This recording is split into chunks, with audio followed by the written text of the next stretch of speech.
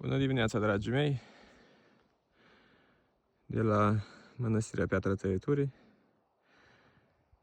Aici nu este chiar atât de frig, doar minus 20 de grade. Condiții normale de lucru pentru cei căliți. Continuăm acest frumos proiect.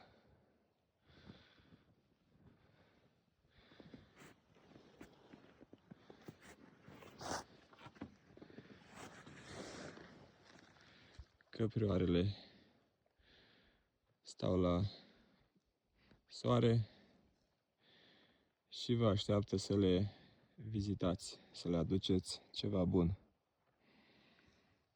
O zi frumoasă tuturor, dragii mei!